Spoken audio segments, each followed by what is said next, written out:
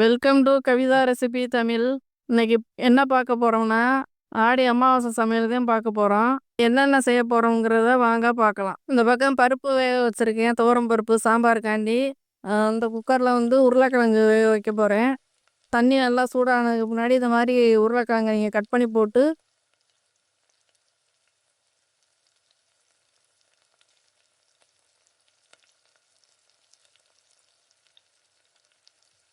கொஞ்சம் உப்பு போட்டு மூடி போட்டு ஒரு 3 விசில் குக்கருக்கு ஏற்ற மாதிரி வேக வச்சு எடுத்துக்கோங்க. அது மாதிரி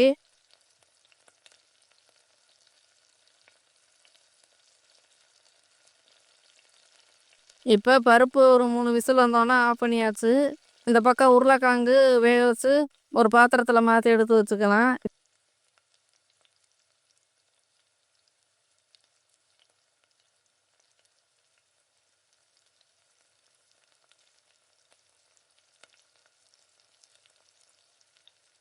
இப்போ வந்து சாம்பாருக்கு நம்ம வந்து ரெடி பண்ணி வச்சுக்கலாம்.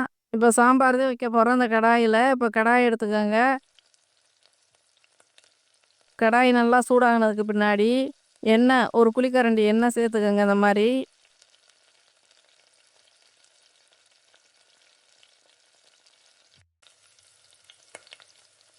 எண்ணெய் நல்லா சூடாகட்டும். எண்ணெய் நல்லா சூடாகினதுக்கு முன்னாடி கடுகு உளுந்தம் பருப்பு ஒரு 1/2 ஸ்பூனுக்கு இல்லைன்னா 1 ஸ்பூனுக்கு ஏற்ற மாதிரி சேர்த்துக்கோங்க.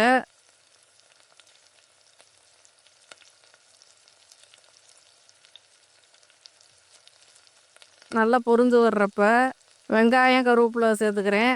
இது கூடவே பச்சை மிளகாய். வெங்காயம் சேர்க்கலைன்னா நீங்கள் இந்த மாதிரி கருவேப்பிலை பச்சை மிளகாய் மட்டும் சேர்த்துக்கோங்க.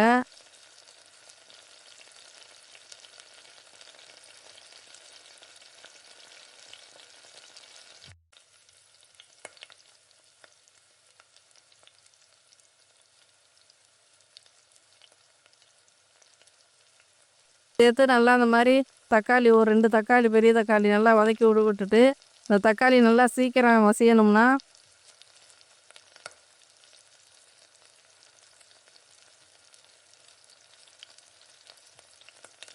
உப்பு கொஞ்சமாக உப்பு சேர்த்து நல்லா வதக்கிக்கோங்க.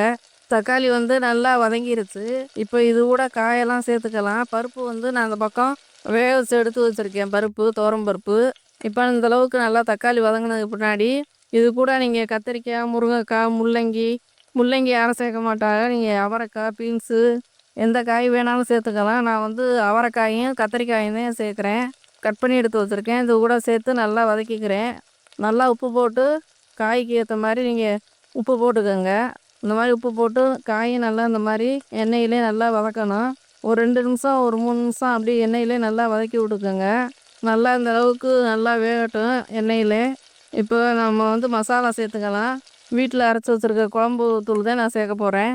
தனி மிளகாத்தூள் வந்து 1 ஸ்பூன் 2 ஸ்பூனுக்கு ஏற்ற மாதிரி சேர்த்துக்கோங்க. மல்லித்தூள் வந்து நான் வீட்டில் அரைச்ச குழம்பு மிளகாத்தூள் வந்து ஒரு 3 ஸ்பூனுக்கு ஏற்ற மாதிரி சேர்த்து இந்த மாதிரி நல்லா கலந்து விட்டு புளி ஒரு நெல்லிக்காய் அளவு புளி இது கூட சேர்த்துக்கோங்க. ஊற வச்சுருக்கேன், அதை கரைச்சிக்கிட்டு திரும்ப சேர்த்துக்கலாம். நான் பருப்பு தண்ணி இந்த மாதிரி காயோடு இந்த மாதிரி கொட்டி நல்லா கலந்து விட்டுக்கோங்க. இப்போ அந்த புளியை வந்து நல்லா கரைச்சி விட்டு புளி தண்ணியை இது கூட சேர்த்துட்டு கூட்டி குறைச்ச தண்ணி சேர்த்து நல்லா கலந்து விட்டுக்கோங்க. இப்போ அங்கிட்டு உருளைக்கிழங்கு நம்ம வறுத்து எடுத்துக்கலாம். சாம்பார் அந்த பக்கம் ரெடி ஆகட்டும். இப்போ உருளைக்கிழங்குக்கு ஒரு குழிக்கரண்டி எண்ணெய் சேர்த்துருக்கேன். குக்கர்லேயே செய்ய போகிறேன். 1 ஸ்பூனுக்கு சீரகம் சேர்த்து சோம்பு அதே அளவு சேர்த்து நல்லா பொரியட்டும்.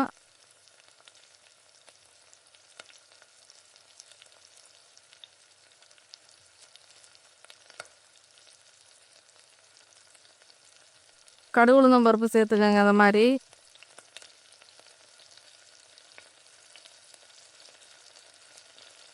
நல்லா பொரிஞ்ச உடனே வெங்காயம் பொடியாக கட் பண்ணி வச்சுருக்கேன். வெங்காயத்தை இது கூட சேர்த்துக்கிறேன்.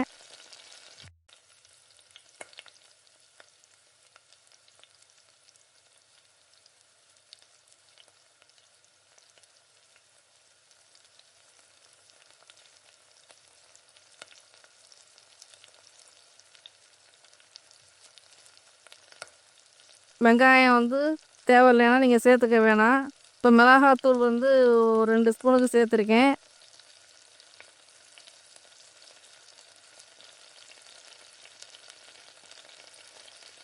மல்லி சீரகத்தூள் வந்து ஒரு 2, 3 ஸ்பூன் நீங்கள் உருளைக்கிழங்கு எவ்வளோ இருக்கோ அதுக்கு ஏற்ற மாதிரி குட்டி குறைச்சி சேர்த்துக்கோங்க.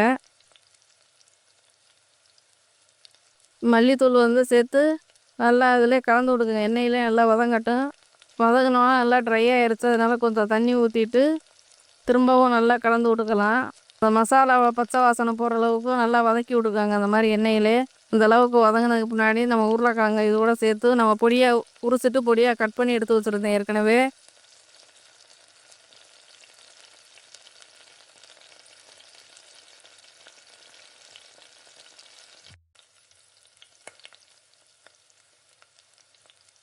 அதை இது கூட சேர்த்து இதுக்கு தேவையான உப்பு சேர்த்து பெருங்காயத்தூள் நான் சேர்க்க மறந்துட்டேன். அதனால் இடையில இது இப்போ சேர்த்துக்கிறேன். சேர்த்து நல்லா கலந்து விட்டுக்கோங்க. அந்த மாதிரி ஒரு 2 நிமிஷம் ஒரு 3 நிமிஷம் அப்படியே பச்சை வாசனை போகிற அளவுக்கு அப்படியே வதக்கி விட்டுக்கிட்டே இருங்க. இப்போ அந்த உருளைக்கிழங்கு வந்து நல்லா மசாலா வாசனை போகிற அளவுக்கு நல்லா எண்ணெயிலே நல்லா மிக்ஸ் பண்ணிக்கோங்க. ஒரு 2 நிமிஷம் ஒரு 3 நிமிஷம் நல்லா இந்த மாதிரி கிளறி விட்டு ஸ்டவ்வை ஆஃப் பண்ணிக்கோங்க. இப்போ உருளைக்கிழங்கு வறுவல் ரெடி ஆயிடுச்சு. இப்போ இந்த பக்கம் வந்து நம்ம ஜவ்வரிசி வறுத்து பாயாசம் ரெடி பண்ணிக்கிடலாம். நைலான் ஜவ்வரிசி தான் எடுத்திருக்கேன்.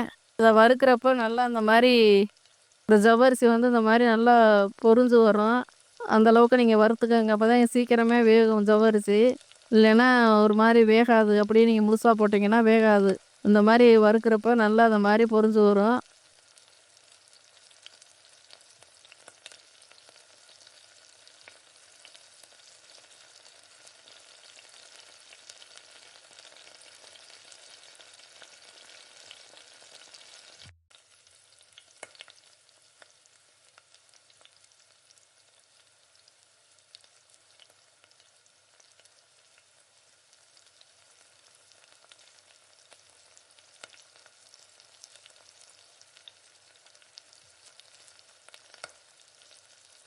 இப்போ இந்த பக்கம் பாயாசத்துக்கு வந்து நான் சுடுதண்ணி காய வச்சுட்டேன்.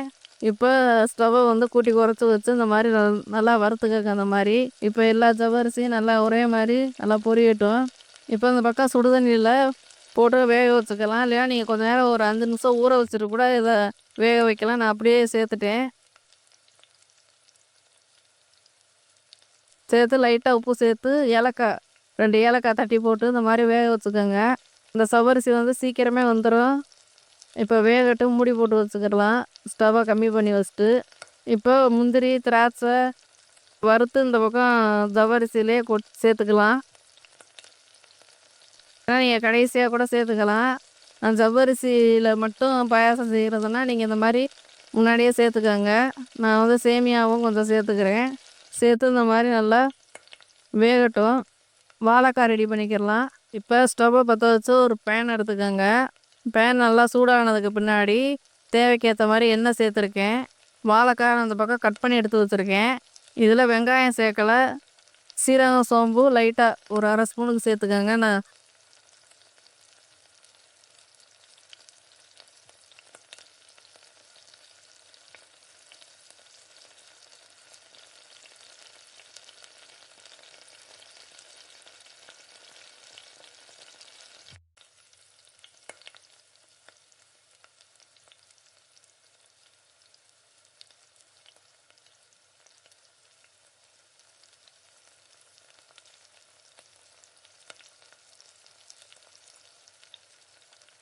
சோம்பு மட்டும் தான் சேர்த்துருக்கேன்.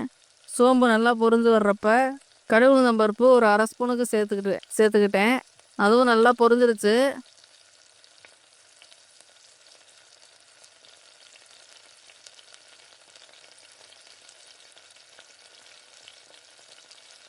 பொரிஞ்சதுக்கு முன்னாடி பெருங்காயத்தூள் ஒரு 1/2 ஸ்பூனுக்கு சேர்த்து எண்ணெயிலே இந்த மாதிரி சேர்த்து விட்டுக்கோங்க. வெங்காயம் நீங்கள் சேர்க்குறதா இருந்தால் இப்போ வெங்காயம் கூட சேர்த்து இதில் வதக்கலாம். நான் சேர்க்கலை. கருவேப்பிலை கொஞ்சம் சேர்த்து நல்லா இதுலேயே நல்லா வதக்கிக்கலாம். கருவேப்பிலை நல்லா வதங்கினதுக்கு பின்னாடி வாழைக்காய் கழுவி வச்சுருக்க வாழைக்காயை இது கூட சேர்த்து கொஞ்சம் உப்பு சேர்த்து நல்லா மூடி போட்டு நல்லா வதக்கி வச்சுக்கலாம். நல்லா இந்த மாதிரி வதக்கி விட்டுக்கோங்க உப்பு போட்டு. ஒரு 2 நிமிஷம் அப்படியே வேகட்டும். நான் வந்து தண்ணி எதுவுமே சேர்க்கலை. அப்படியே நீர் சத்துலே எண்ணெயிலே அப்படியே வேக விட்றேன். ஸ்டவ்வை முழுமையாக கம்மி பண்ணி வச்சுட்டு ஒரு 3 நிமிஷம் ஒரு 5 நிமிஷம் நல்லாவே வேகட்டும். நீங்கள் எடுத்து எடுத்து இது மாதிரி கிளறி விட்டுக்கிட்டே இருங்க. இப்போ மூடி போட்டு வச்சுக்கலாம். இப்போ இந்த பக்கம் பாயாசம் நல்லா ஜவ்வரிசியும் சேமியாவும் நல்லா வெந்து வந்திருக்கு. நல்லா இந்த மாதிரி மிக்ஸ் பண்ணி பாருங்கள் அடிக்கடி. இப்போ வந்து சர்க்கரை இது கூட சேர்த்து கலந்து விட்டுக்கலாம். எனக்கு வந்து அளவு கரெக்டாக தெரிகிறதுனால நான் அப்படியே கை பக்குவத்தில் அப்படியே சேர்த்துக்கிறேன். நீங்கள் அளவுகளோடு சேர்க்கணும்னா நம்ம சேனலில் வந்து நம்ம ஏற்கனவே வீடியோ போட்டிருக்கோம். எல்லா சமையல் குறிப்பும் நான் சொல்லியிருக்கேன். அதை பார்த்து நீங்கள் செஞ்சு பாருங்கள். இப்போ காய வச்சு ஆற வச்ச பால் இது கூட சேர்த்து நல்லா இந்த மாதிரி கலந்து விட்ருக்கேன். நல்லா மிக்ஸ் பண்ணிக்கோங்க. அந்த மாதிரி ஒரு 2 நிமிஷம் ஒரு 3 நிமிஷம் அப்படி நல்லா கொதிந்தோடனே ஆஃப் பண்ணிக்கிடலாம்.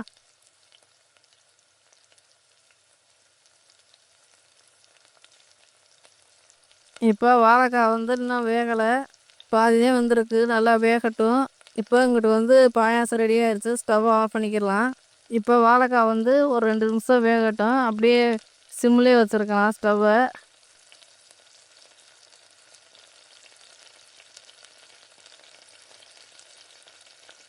இப்போ பாயாசம் ரெடி ஆயிடுச்சு. மூடி போட்டு ஸ்டவ் ஆஃப் பண்ணியாச்சு.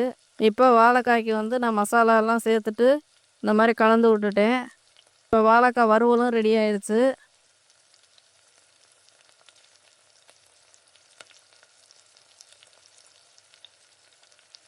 இது ஓரமாக இருக்கட்டும். இப்போ வந்து நம்ம மேகி ரெடி பண்ணி வச்சுருக்கேன். நான் கடலைப்பருப்பு ஊற வச்சு அதை அரைச்சி அந்த மாவில் தான் செய்ய போகிறேன்.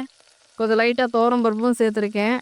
இப்போ நான் வந்து வெங்காயம் எதுவும் சேர்க்குறதில்ல வடைக்கு. அதனால் ஒரு கொஞ்சமாக எடுத்து கருவேப்பிலை, பச்சை மிளகாய் அதை மட்டும் பெருங்காயத்தூள் இதை சேர்த்து அதை மட்டும் தனியாக பொரித்து எடுக்க போகிறேன்.